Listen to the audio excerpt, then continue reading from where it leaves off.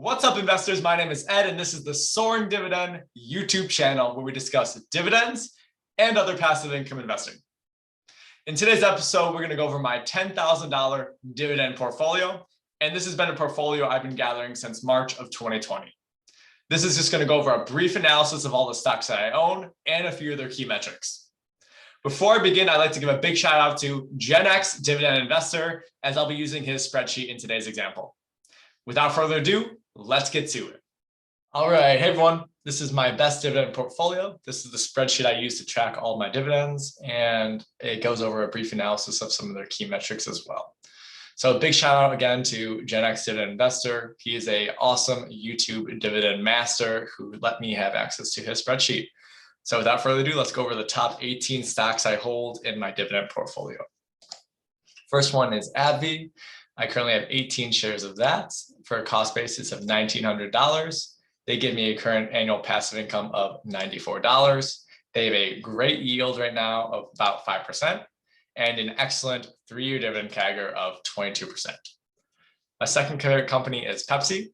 I have 9.5 shares of that for an annual cost basis of $1,300.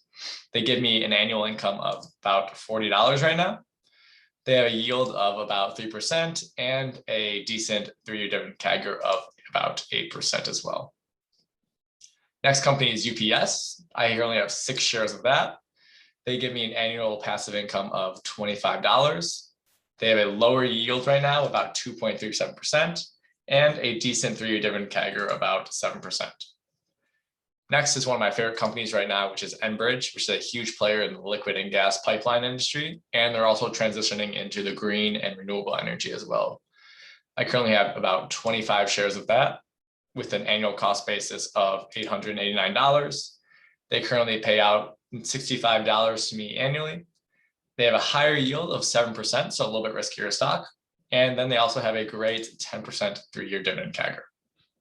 Next is Realty Income, ticker O.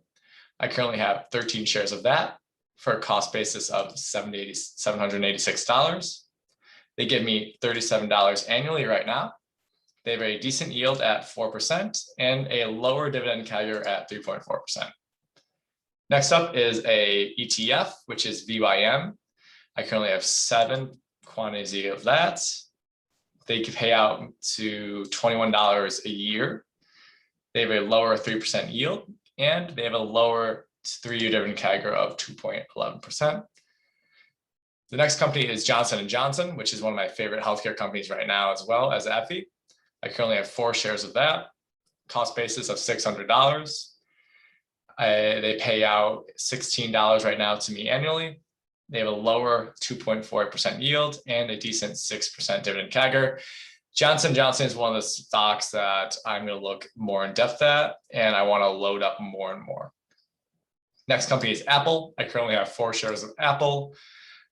They currently pay me out a 3.28 annual income. They have a very, very low dividend yield of 0.65%, which is reasonable considering it's a huge growth company. They have a higher 9.83% 3-year dividend CAGR. Next, we have Microsoft. I have 2 shares of Microsoft. They currently pay out $4.48 to me.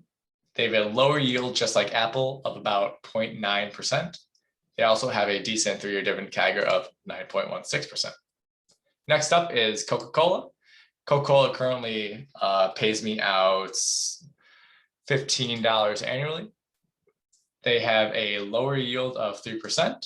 And they have a nice low yield of dividend CAGR of 3.74%. Next, we have JPM. JPM is one of the biggest banks right now and one that I'm going to buy more and more of. So right now I have 3 shares of that. They pay me $10 right now annually. They have a lower yield of 2.3% and a very, very high dividend CAGR of 20% right now. Next up is American Express.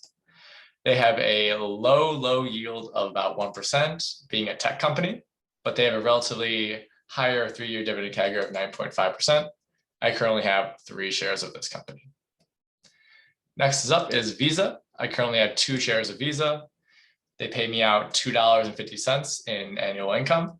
They have a very low yield, again, of 0.58%, but a relatively high, very high, by all means, of 22% for their 3-year dividend CAGR. Next up is AT&T, ticker T. I have 13 shares of that at a cost basis of $400. They currently pay about $28 to me in annual income. They have a very high yield right now of about 6.7%, and they have a very low CAGR of about 2%. Next company is Procter & Gamble. I currently have 3 shares of Procter & Gamble.